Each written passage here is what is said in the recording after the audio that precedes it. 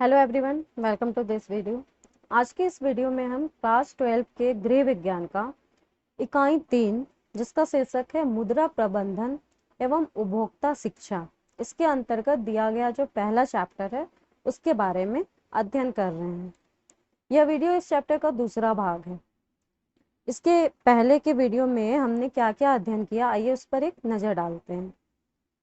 दोस्तों, इसके पहले के वीडियो में हमने पढ़ा था मुद्रा प्रबंधन मतलब मनी मैनेजमेंट क्या है, हम मनी मैनेजमेंट कैसे कर सकते हैं, किन किन तरीकों से हम मनी मैनेजमेंट कर सकते हैं, किन किन छोटे छोटे तरीकों को अपनाकर हम सब कम आय में भी सेविंग्स यानी बचत कर सकते हैं। इन सब के बारे में हमने अध्ययन किया था। दोस्तों, यदि हमारी इनकम अच्छी है मतलब हम अच्छा कमाते हैं लेकिन हमें मनी मैनेजमेंट के तरीकों के बारे में नहीं पता है, तो क्या हम अपने पैसों का सही इस्तेमाल कर पाएंगे? नहीं, क्योंकि यदि हमें मनी मैनेजमेंट करना नहीं आता है तो हम चाहे कितना भी अच्छा कमाते हैं पर ज़रूरत पड़ने पर हमारे पास पैसे की कमी हो ही जाती है। किसी भी चीज़ को मैनेज करके चलना हमारे लिए ही नहीं, हमारे परिवार के लिए भी हमेशा ही अच्छा और सही साबित होता है। होम साइंस यानी गृह विज्ञान हमें यही तो सिखाता है कि कैसे हम अपने जीवन को और साथ ही साथ अपने परिवार के लोगों को खुश रखेंगे। हर एक चीज़ को मैनेज करते हुए कैसे अपने जीवन को बैलेंस करके जीवन में आगे बढ़ेंगे। चलिए दोस्तों, अब अपने बुक की तरफ चलते हैं। हमने पिछले वीडियो में पढ़ा था पारिवारिक आय के विषय में। पारिवारिक आय को हमने 3 भागों में बांटा था, जिसमें सबसे पहला था मौद्रिक आय, दूसरा था वास्तविक आय और तीसरा आत्मिक आय। मौद्रिक आय, वास्तविक आय और आत्मिक आय, यह पारिवारिक आय के 3 भाग हैं। पहले प्रकार यानी मौद्रिक आय के विषय में हमने विस्तृत रूप से पिछले वीडियो में अध्ययन कर लिया है। मौद्रिक आय को हम मनी इनकम भी कहते हैं। आज के इस वीडियो में हम पारिवारिक आय के अगले 2 प्रकार वास्तविक आय और आत्मिक आय के विषय में अध्ययन करेंगे। तो यह वास्तविक आय है क्या?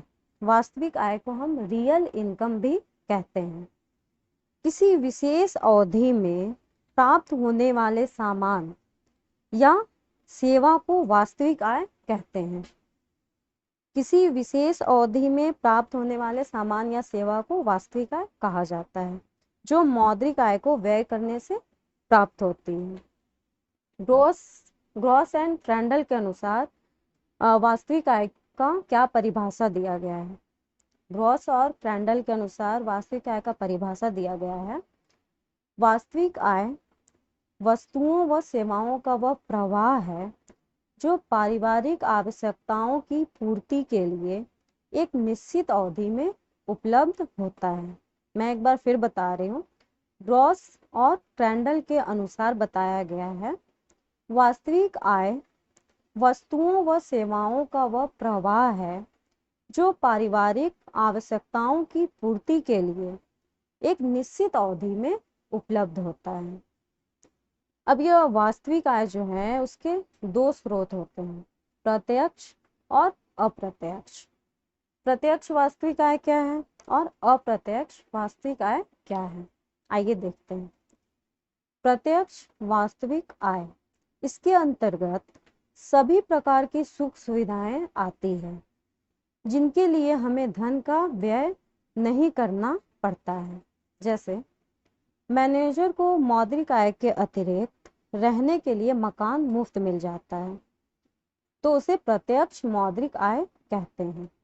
इसी प्रकार घर के बगीचे में लगी फल व सब्जियां परिवार के अन्य सदस्यों द्वारा दी गई सेवाएं जैसे खाना पकाना, पार्क, पुलिस व्यवस्था भी प्रत्यक्ष आय के स्रोत हैं।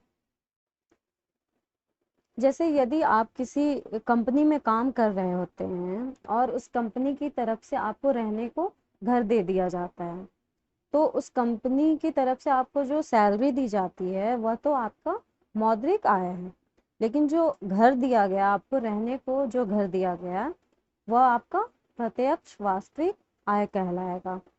उसी तरह अप्रत्यक्ष आय, अप्रत्यक्ष वास्तविक आय क्या है? इसके अंतर्गत वह वस्तुएं व सेवाएं आती है जिनको मौद्रिक आय के माध्यम से प्राप्त किया जाता है। जैसे कपड़ा खरीदते समय टिकाऊ, सस्ता व मजबूत कपड़ा खरीदें तो वह अधिक समय तक अपनी सेवाएं प्रदान करता है। जैसे यदि हम मार्केट जाते हैं और कोई सामान अपने मौद्रिक आय, अपने इनकम से खरीदते हैं, यदि वह सामान अच्छा है तो वह लंबे समय तक चलता है। वास्तविक प्रत्यक्ष आय प्राप्त करने के कुछ अन्य उदाहरण हैं। वास्तविक प्रत्यक्ष आय हम कैसे प्राप्त कर सकते हैं?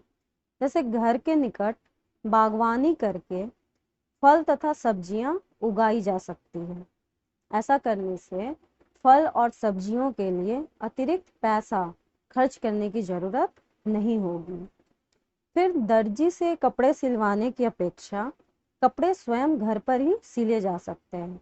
इससे हमें टेलर को अलग से पैसे खर्च करने की जरूरत नहीं होगी। फिर नौकर रखने की अपेक्षा घरेलू कार्य परिवार के सदस्य मिलकर निपटा सकते हैं। इससे भी हमें पैसे की बचत होगी। हमें नौकर को अलग से पैसे नहीं देने पड़ेंगे। वह भी एक प्रकार का हमारा आय है, जिसे हम वास्तविक आय कहते हैं। फिर बिजली के उपकरण खराब होने पर यदि परिवार का कोई सदस्य बिजली का कार्य जानता है तो वह कर सकता है। वास्तविक आय सुविधाओं के रूप में होती है, और यदि वास्तविक आय नहीं है तो वह सुख सुविधा को प्राप्त करने के लिए धन व्यय करना पड़ता है। जैसे यदि हमने बागवानी नहीं की है, हम अपने घर पर फल और सब्जियां नहीं उगाते हैं, तो हमें फल और सब्जियां मार्केट से खरीदनी पड़ेगी। उसके लिए हमें पैसे खर्च करने पड़ेंगे। यदि हम अपना कपड़ा खुद नहीं सिलते हैं तो हमें दर्जी को पैसे देकर कपड़े सिलवाने पड़ेंगे। इसी तरह अगर हम अपने घर का काम स्वयं नहीं करते हैं तो हमें नौकर को रखकर और उसे भी पैसे देने पड़ेंगे। अब आता है पारिवारिक आय का तीसरा प्रकार, जिसे हम आत्मिक आय कहते हैं। इसे हम मनोवैज्ञानिक आय या मानसिक आय भी कहते हैं। विभिन्न स्रोतों से अर्जित मौद्रिक एवं वास्तविक आय के व्यय से जो संतुष्टि प्राप्त होती है उसे आत्मिक आय कहते हैं। आत्मिक आय प्रत्येक व्यक्ति तथा परिवार की भिन्न भिन्न आयों के रूप में हो सकती है। आत्मिक आय का मापन करने का कोई निश्चित मापदंड नहीं है। यह आय परिवार के जीवन स्तर को निर्धारित करता है एवं वातावरण को तनाव मुक्त रखकर मानसिक स्वस्थता प्रदान करता है। परिवार की मौद्रिक आय परिवार के सदस्यों की अर्जन क्षमता पर निर्भर करती है। परिवार की वास्तविक एवं आत्मिक आय मानवीय कौशलों पर निर्भर करती है। परिणाम स्वरूप समस्त स्रोतों से प्राप्त की गई मौद्रिक आय, वास्तविक आय तथा आत्मिक आय के संयुक्त योग को कुल आय मतलब टोटल इनकम कहते हैं। हमारा जो मौद्रिक आय है, हमारा जो वेतन है, सैलरी है, और जो वास्तविक आय है, और उसके बाद जो आत्मिक आय यानी मानसिक आय है, उन सब का जो योग होता है वो टोटल आय, टोटल इनकम, कुल आय कहलाता है। तो हमने देखा पारिवारिक आय का 3 प्रकार, मौद्रिक आय, वास्तविक आय और आत्मिक आय या मानसिक आय। मौद्रिक आय किसी परिवार को मुद्रा के रूप में एक निश्चित समय में प्राप्त होने वाला आय होता है। वास्तविक आय किसी विशेष अवधि में प्राप्त होने वाले सामान या सेवा को वास्तविक आय कहते हैं। और आत्मिक आय जो है वो विभिन्न स्रोतों से अर्जित मौद्रिक एवं वास्तविक आय के व्यय से जो संतुष्टि प्राप्त होती है उसे आत्मिक आय कहते हैं। तो ग्रॉस और क्रैंडल के अनुसार मौद्रिक आय का परिभाषा दिया गया है, वह है मौद्रिक आय से तात्पर्य उस क्रय शक्ति से है जो मुद्रा के रूप में किसी निश्चित समय में एक परिवार को प्राप्त होता है। यह है मौद्रिक आय।